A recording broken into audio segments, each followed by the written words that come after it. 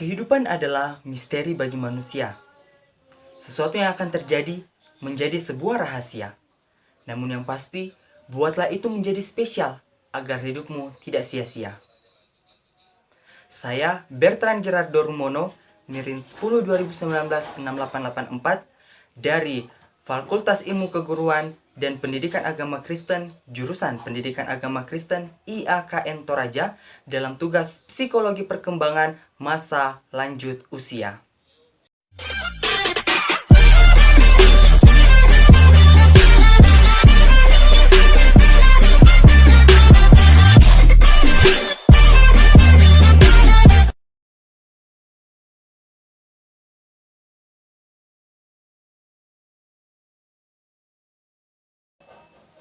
Berbagai macam sumber akan memberikan informasi yang beragam.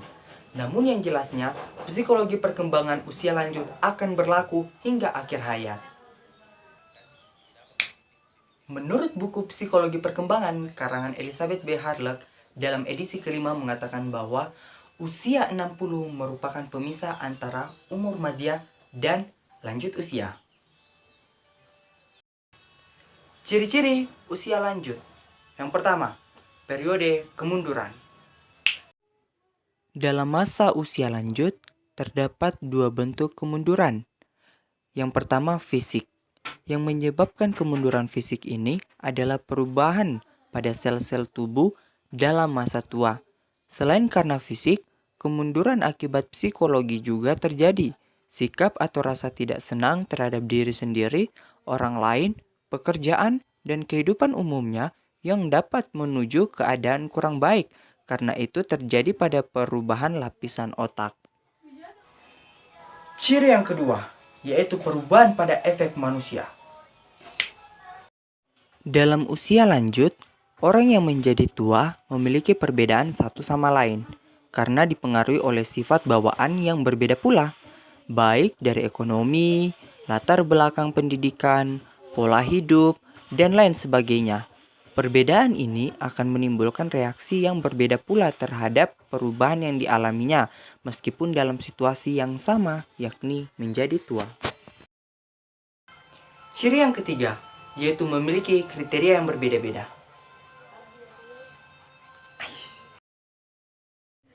Memang sih, dari segi fisik, dapat kita dengan serentak katakan bahwa jika seorang telah mengalami keriput pada kulit, melemahnya energi, rambut memutih, gigi yang rongga, berarti mereka sudah tua. Namun, sejatinya orang yang dikatakan tua itu sesuai dengan kriteria masing-masing orang. Ciri yang keempat, yaitu sikap sosial terhadap usia lanjut.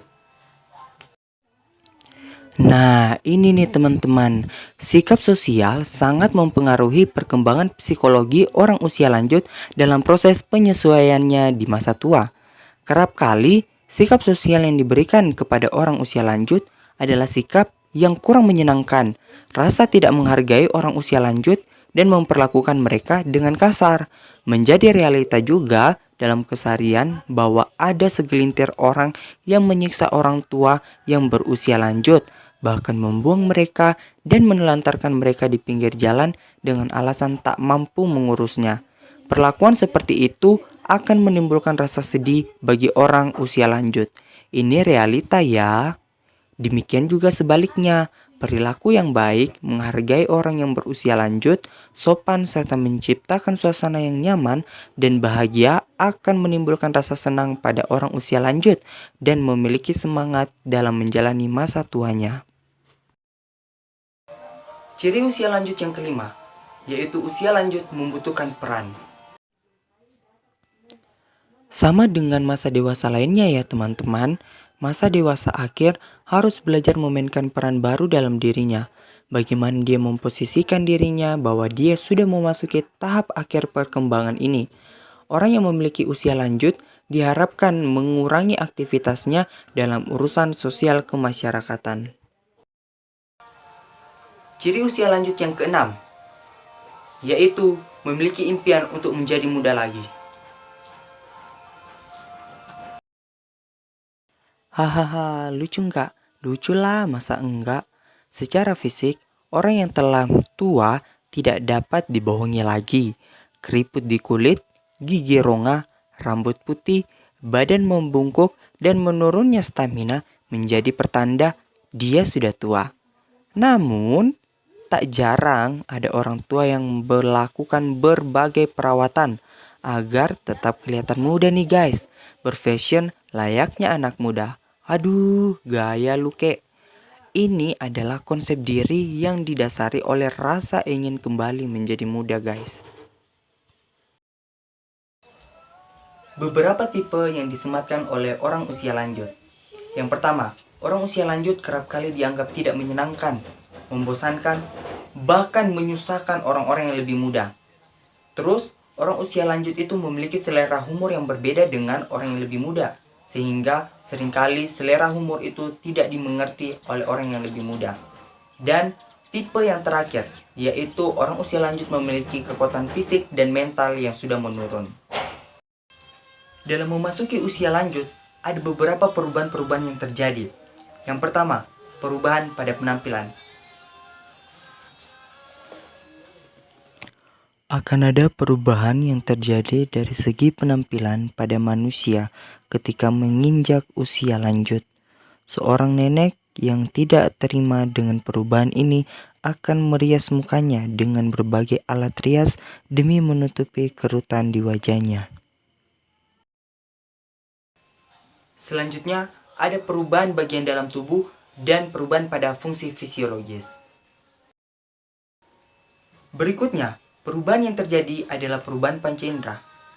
Hah? Apa? Apa? Perubahan panca indera, dalam hal ini mata dan telinga, adalah yang paling sering terjadi pada banyak orang. Hal ini disebabkan karena mata dan telinga merupakan indera yang paling banyak digunakan setiap hari ketimbang indera yang lainnya. Kedua indera ini banyak dipengaruhi oleh perubahan sosial, walaupun sebenarnya terjadi juga pada organ lainnya. Perubahan yang terjadi selanjutnya adalah perubahan seksual. Pada pertambahan usia menjadi usia lanjut, maka penurunan seksual pada umumnya terjadi. Kekuatan ingin seksual pada usia lanjut sangat tergantung pada kesehatan seseorang dan bagaimana cara penyesuaian seksual yang dilakukan pada masa awal kehidupan. Bagi mereka yang menyesuaikan seksual di masa remaja buruk, terbukti akan lebih cepat kehilangan kemampuan seksual dibanding mereka yang melakukan penyesuaian seksual dengan baik. Untuk Negara Kesatuan Republik Indonesia, kita mempunyai sebuah aturan yang mengatur usia pensiun bagi PNS, aparat negara, atau karyawan yang bekerja di suatu perusahaan. Namun teman-teman, bagi para buruh dan petani, umur tidaklah menjadi batas mereka dalam berkarya.